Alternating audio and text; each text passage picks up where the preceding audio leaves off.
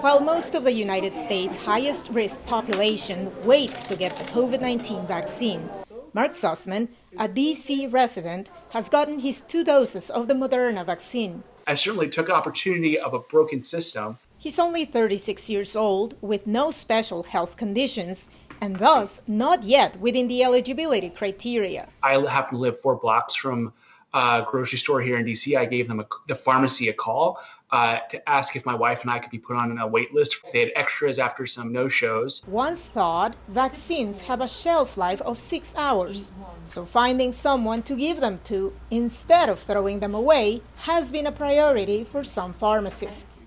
31-year-old David McMillan, who is also not in the priority pool, benefited from the loophole.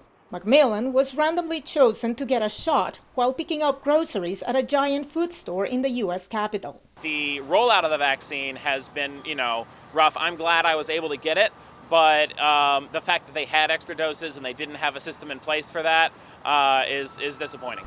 Giant's spokesman, Daniel Wolk, told VOA that cases like McMillan's are rare and that the chain's pharmacists are following all Washington's health department guidelines. Confidence in the vaccine is growing, but the supply is still short.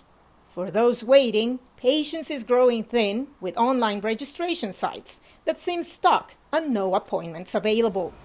At this community pharmacy in Alexandria, Virginia, vaccine hopefuls showed up unannounced. At one point, the owner was forced to stop the process. People were lining from here to there all the way and they start fighting, and everybody's wants to take the vaccination. So it really breaks my heart.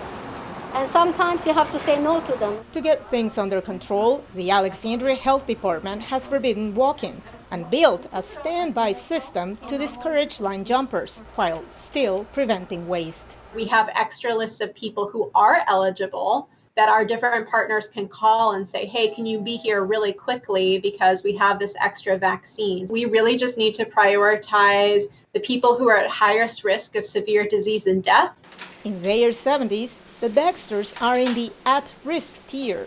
They have followed all the protocols and are patiently waiting for their second vaccine dose. They wish others would follow suit. If indeed there are people jumping the line, that's a shame.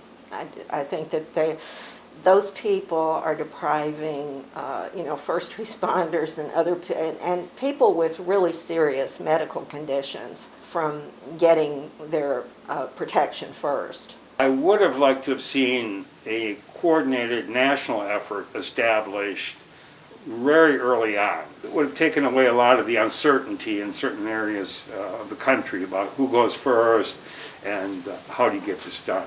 Verónica Valderas Iglesias for VOA News, Alexandria, Virginia.